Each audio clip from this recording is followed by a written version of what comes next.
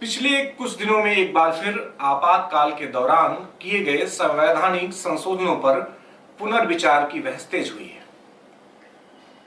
राष्ट्रीय स्वयंसेवक संघ के प्रमुख द्वारा यह मुद्दा उठाया गया कि धर्मनिरपेक्षता और समाजवाद जैसे शब्दों को संविधान के प्रियम्बल में जोड़ने की प्रक्रिया पर आज की संसद को फिर से विचार करना चाहिए। इस सुझाव पर जहां सत्ता पक्ष धीरे धीरे सहमति की ओर बढ़ रहा है, वहीं विपक्ष विशेषकर नेहरू गांधी परिवार के नेतृत्व में इसका तीव्र विरोध कर रहा है। इस पूरे विमर्श को एक काल्पनिक कथा के माध्यम से समझा जा सकता है। कल्पना कीजिए कि एक राजा एक विवाहित जोड़े को बिना किसी अपराध के अलग अलग कारावासों में डाल देता है। 18 महीने बाद महिला एक संतान को जन्म देती है। राजा यह प्रमाणित करने की कोशिश करता है कि संतान उसी पुरुष की है जो उसका पति है, जबकि पति इस दावे को सिरे से खारिज करता है। जब डीएनए जांच की मांग उठती है तो राजा उसका भी विरोध करता है। इस स्थिति में समाज किसे न्याय को माने? यह कहानी मैंने जो बताई, यह कहानी प्रतीक है उस ऐतिहासिक आपातकाल की जब संविधान और उसकी निर्माण प्रक्रिया को अलग अलग कैदखानों में डाल दिया गया। उस कालखंड में संसद के स्वाभाविक कामकाज को बाधित किया गया, सांसदों को जेल में डाला गया, न्यायपालिका पर दबाव डाला गया और संविधान में ऐसे संशोधन किए गए जो पूरी प्रक्रिया की वैधता को प्रश्न चिन्ह लगाते हैं। क्वेश्चन मार्क उस पर हुआ। प्रश्न यह नहीं है कि धर्मनिरपेक्षता या समाजवाद गलत अवधारणाएं हैं। मैं स्पष्ट रूप से मानता हूं कि समाजवाद, जिसका तात्पर्य है समाज की सर्वोच्चता, और पंथ निरपेक्षता, जिसका आशय है सांप्रदायिक पूर्वाग्रहों से मुक्ति, दोनों ही भारतीय लोकतंत्र के मूलभूत मूल्य हैं और इसका समर्थन किया जाना चाहिए। हालांकि इसी धर्मनिरपेक्षता और समाजवाद के आड़ में बहुत सारे एजेंडे आज तक राजनेताओं ने चलाए हैं।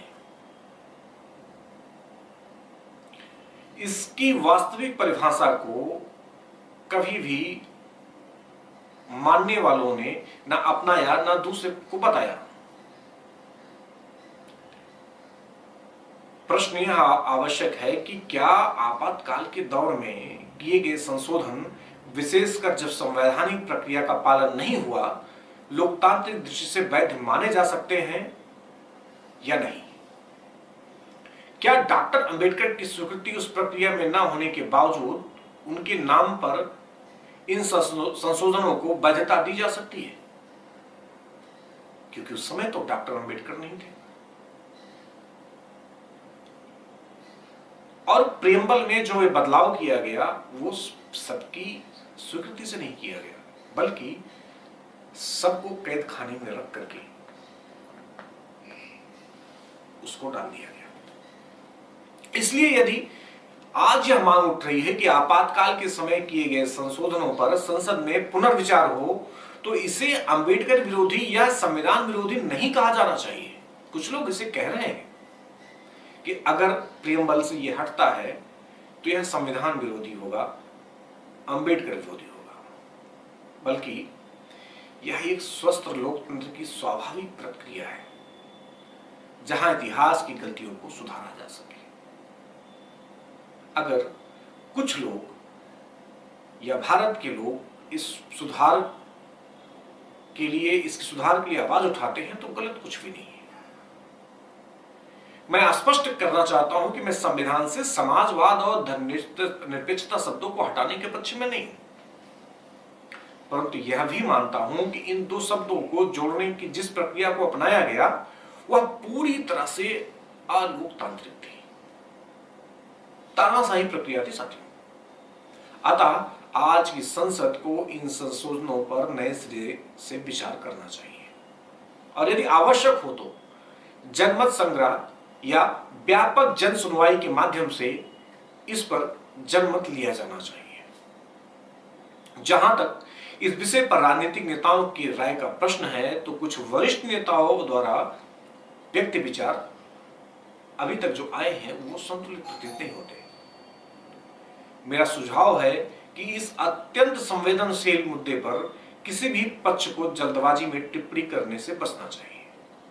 वर्तमान समय में देश के समक्ष कई अधिक गंभीर चुनौतियां हैं, उन्हीं को हमारी प्राथमिकता बनाना चाहिए। संविधान की आत्मा को बचाए रखना जितना आवश्यक है उतना ही आवश्यक है यह भी सुनिश्चित करना कि उसे मनमानी प्रक्रियाओं के माध्यम से विकृत न किया जाए। यदि डीएनए परीक्षण की मांग उठती है तो उसे नकारा नहीं जाना चाहिए। लोकतंत्र का स्वभाव ही यही है, संदेह की स्थिति में सत्य को उजागर किया जाना चाहिए, न कि उसे दबाया जाए। लेकिन आज कुछ लोग इस सत्य को दबाने की कोशिश कर रहे हैं। उनके परिवार के लोगों ने जो पाप किया है उस पाप को ढकने का प्रयास कर रहे हैं, लेकिन पाप ऐसा है जो ढकेगा नहीं। समय समय पर वो जो तानाशाही हुई थी उस तानाशाही के खिलाफ आवाज उठती रहेगी। हम सबको यह चाहिए कि हम लोग समाजवाद और धर्मनिरपेक्षता, ये जो दो शब्द हैं, इसका उपयोग राष्ट्र की भलाई के लिए, इसका उपयोग समाज की भलाई के लिए करें, न कि एजेंडे के तहत इसका उपयोग किया जाए। इसकी परिभाषा को भी स्पष्ट करने की जरूरत है। धन्यवाद।